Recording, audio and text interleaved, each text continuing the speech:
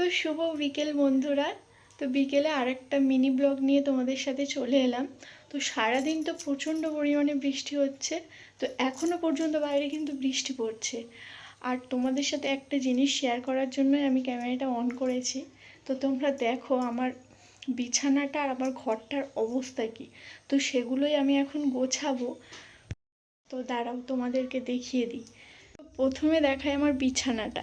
তো বিছানাটা দেখো কি অবস্থা। সারাদিন মেয়ে ঘরে ছিল, আজ স্কুল ছিল না, তো একটু আগেই পড়তে গেছে। সারাদিন বিছানাটা তো পুরো তছনছ করে দিয়েছে।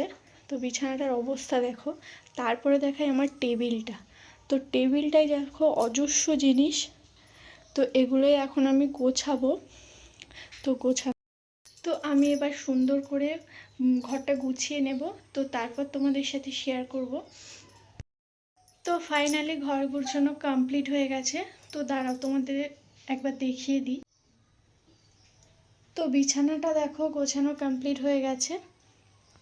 তো এই বিছানা গোছানো কমপ্লিট। আর এদিকে দেখো টেবিলটা গুছিয়ে ফেলেছি।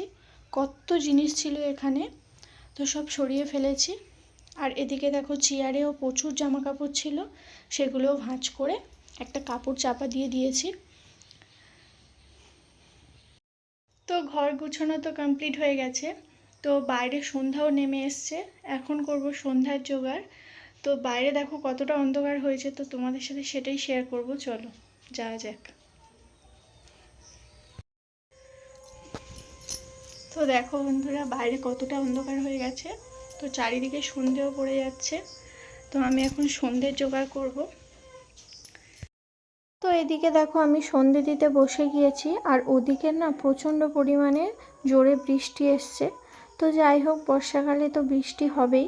তো এদিকে দেখো আমি আস্তে আস্তে সন্ধ্যে সব জোগাড়ই করে নিচ্ছি। এদিকে প্রদীপটা আমি ধরিয়ে নিয়েছি, আর আমি প্রতিদিনই একটু প্রদীপ আর একটু ধূপ নিয়ে ঠাকুরকে একটু আরতি করে নিই।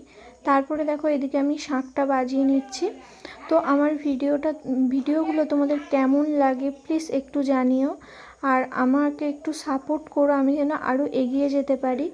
তো ভিডিওটা এই পর্যন্ত। টাটা বন্ধুরা।